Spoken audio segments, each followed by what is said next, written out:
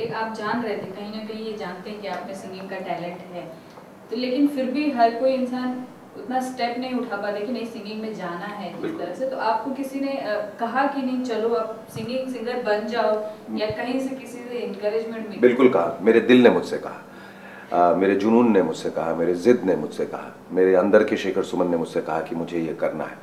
और इस ज़िंदगी में हमेशा ज़िंदगी जो है वो दूसरों के लिए नहीं जी जाती, कभी कभी अपने लिए भी ज़िंदगी जी जाती है, अपनी खुशियों के लिए भी, अपने ख्वाबों के लिए भी, अपने सपनों के लिए भी ज़िंदगी जी जाती है। इसलिए वो प्रेरणा मुझे हमेशा अंदर से मिली, वो प्रेरणा स्रोत जो था वो अंदर से था कि मुझे ये करना है। और मैंने ये जग जाहिर नहीं किया था कि मुझे ये करना है, क्योंकि मुझे मालूम था कि शायद उसमें रुकावटें आती, इसलिए मैंने सोचा कि पहले मैं पूरी ट्रेनिंग कर लूँ और फिर लोगों को बताऊं कि मैं अब गाने के काबिल हो चुका हूं, गाने के लायक हो चुका हूं और अब मैं गाना चाहता हूं। इसलिए पूरी ट्रेनिंग के बाद मैं आदेश जो हमारे दोस्त हैं उनके पास मैं गया और उनको कहा कि मेरी बड़ी एक दिली ख्वाहिश है कि मैं अपना एल्बम निकालूं, और उन्होंने भी उसी ट्रेनिंग की बात की जो मैं ऑलरेडी कर चुका था।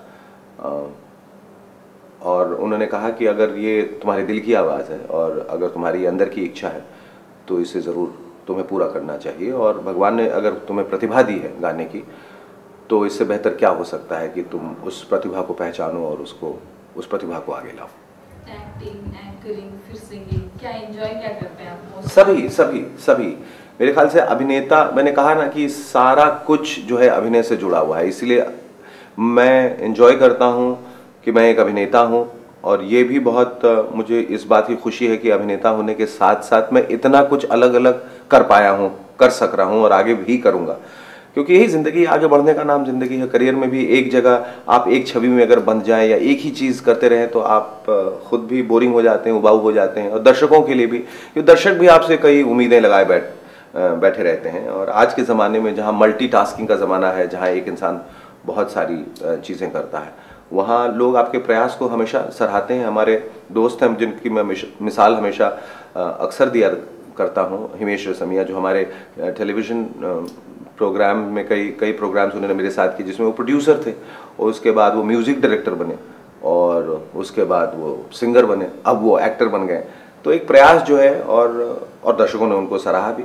आलोचना करने वाले हमेशा रहते हैं वहाँ, जो कहते हैं कि हिमेश गायक नहीं है, हिमेश नाक से गाता है, या हिमेश कभी अभिनेता नहीं बन सकता। लेकिन मेरा ये कहना है कि अगर आप में उतनी प्रतिभा है तो आप आके गा लीजिए और आप अभिनेता बन जाइए। तो जो कर रहा है कम से कम उसे उसकी प्रशंसा करना बहुत ज़रूरी है, और उसे काम करने दीजिए, उसकी हौसला अफजाई कीजिए। आज ही कहीं अखबार में पढ़ रहा था, हिमेश के बारे में लिखा था सिंगर टर्न्ड एक्टर, और मेरे बारे में लिखा था एक्टर टर्न्ड सिंगर।